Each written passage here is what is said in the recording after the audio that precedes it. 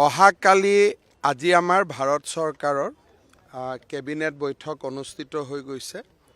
অহাকালি ৰাতিপুৱাই অসমবাসীয়ে আৰু এটা ভাল খবৰ পাব। কি পাব মই আজি ক'ব খোজা নাই, অহাকালি ৰাতিপুৱাই এটা ভাল খবৰ পাব।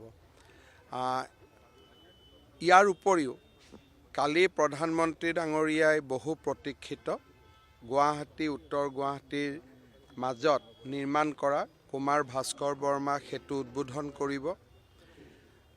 অসমৰ শৈক্ষিক জগতৰ ধ্বজা আৰু ওপৰলৈ উৰুৱাই ইণ্ডিয়ান ইনষ্টিটিউট অৱ মেনেজমেণ্ট গুৱাহাটীৰ আৰম্ভণি কৰিব। কংগ্ৰেছ চৰকাৰৰ দিনত উত্তৰ পূৰ্বত এখন IIM দিয়া হৈছিল। তেতিয়া আমি বহুত চেষ্টা কৰিছিলোঁ যে IIMখন গুৱাহাটীত হওক। যি নহওক, তেতিয়া ডক্টৰ মনমোহন সিঙৰ চৰকাৰে সিদ্ধান্ত লৈছিল যে IIMখন শ্বিলঙত হ'ব। তাৰ পিছৰ পৰাই আমি বহুত প্ৰচেষ্টা কৰিছিলোঁ। অহাকালি আৰু এটা সপোন পূৰণ হ'ব, IIM গুৱাহাটীৰ শুভ উদ্বোধন হ'ব।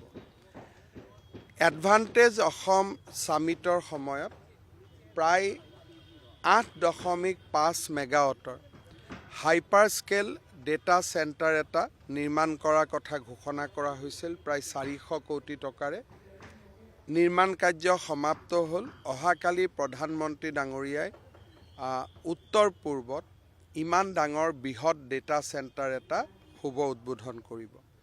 তাৰ উপৰিও এই লাচিত ঘাটৰ পৰাই প্ৰধানমন্ত্ৰী ডাঙৰীয়াই সমগ্ৰ ভাৰততে বিশেষকৈ নাগপুৰ, ভাৱনগৰ, চণ্ডীগড় আৰু গুৱাহাটীত ইলেক্ট্ৰিকেল বাছ সেৱা আৰম্ভ কৰিব। গুৱাহাটীৰ বাবে প্ৰধানমন্ত্ৰী ডাঙৰীয়াই 100খন বাছ আগবঢ়াইছে। তাৰে গুৱাহাটীৰ পাৰ্শ্বৱৰ্তী এৰিয়াটো আমি এই বাছ সেৱা চলাম আৰু তাৰো শুভ উদ্বোধন কৰিব। ৰাতিপুৱা প্ৰধানমন্ত্ৰী ডাঙৰীয়া গুৱাহাটীলৈ অহাৰ আগতে মৰাণত আমাৰ যি ইমাৰ্জেঞ্চি লেণ্ডিং ফেচিলিটি হৈছে, তাতে তেখেতে ৰাজপথতে অৱতৰণ কৰিব আৰু ৰাজপথৰ পৰাই তেওঁ গুৱাহাটী বিমানবন্দৰলৈ উৰা মাৰিব। এইটো এটা অসমৰ কাৰণে বহুত ডাঙৰ তাৎপৰ্যপূৰ্ণ দিন। আপোনালোকৰ মনত আছে যে সেই নেশ্যনেল হাইৱেটোক লৈ আমি বহুত নিউজ কৰিছিলোঁ, বহুত দিন অপেক্ষা কৰিছিলোঁ। এতিয়া প্ৰতীক্ষাৰ অন্ত হ'ল। যোৰহাট ডিব্ৰুগড় নেশ্যনেল হাইৱেও আমাৰ বাবে মুকলি হ'ল। প্ৰধানমন্ত্ৰী ডাঙৰীয়াই 2টা বজাত গুৱাহাটীৰ খানাপাৰাত ভাৰতীয় জনতা পাৰ্টীৰ বুথ পৰ্যায়ৰ কাৰ্যকৰ্তাসকলকো সম্বোধন কৰিব আৰু 4 বজাত তেখেতে নতুন দিল্লীলৈ উভতি যাব। এই ব্ৰিজখন আমি 2019ত আৰম্ভ কৰিছিলোঁ।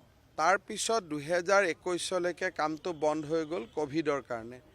2021 চনৰ প্ৰায় ছেপ্টেম্বৰ মানত আমি এই কাম আৰম্ভ কৰিছিলোঁ। গতিকে অফিচিয়েলি 6 বছৰ আৰু একচুৱেলি 4 বছৰত এই ব্ৰিজখন নিৰ্মাণ সম্পূৰ্ণ হৈছে। আপোনালোকে জানি ভাল পাব যে মাৰ্চ মাহৰ 10 তাৰিখৰ আগতে আমি ভৰলুমুখৰ ফ্লাইঅভাৰখনো মুকলি কৰিম, চানমাৰী নুনমাটিৰ ফ্লাইঅভাৰখনো মুকলি কৰিম, ডিফুত এখন ফ্লাইঅভাৰ হৈ আছে, তাকো আমি মুকলি কৰিম, লংকাত এখন ফ্লাইঅভাৰ নিৰ্মাণ হৈ আছে, তাকো আমি মুকলি কৰিম আৰু যোৰহাটত এখন উৰণীয়া সেতু নিৰ্মাণ হৈ আছে, সেইখনো আমি মুকলি কৰিম আৰু চাইকেল ফেক্টৰীত নিৰ্মাণৰত ফ্লাইঅভাৰখনো মুকলি কৰাৰ প্ৰচেষ্টা চলি আছে। কিবা কাৰণত যদি 10 মাৰ্চত নহয়ও, নিৰ্বাচনৰ আগতে হয়তো আমি উদ্বোধন কৰিব নোৱাৰিম, কিন্তু জনতাৰ কাৰণে ই মুকলি হ'ব। তেনেকুৱা কোনো ৰণদংকা আৰম্ভ কৰা, এইবোৰ শব্দ কাব্যিক শব্দ। ৰণদংকাটো কি আৰু, কাৰো এখনতো যুঁজ নহয়। গতিকে ইয়াত এই কামটো আমিতো আজি বহুত দিনৰ পৰা কৰি আছোঁ, ইলেকশ্যনৰ কাম। ৰণদংকা, শংখ, এইবিলাক একোটা কাব্যিক ভাষা। কিন্তু একচুৱেল কথাটো হ'ল যে আমিতো ইলেকশ্যনৰ কামত লাগিয়ে আছোঁ। বিজেপিয়েতো ৰাতিয়ে দিনে এইটো কামতেই লাগি থাকে। আমাৰ কাৰণে 365 days 5 years। আমি ইলেকশ্যন যদি অহাকালি আৰু এটা ইলেকশ্যন আহে, আমি ৰেডি হৈ যাওঁ।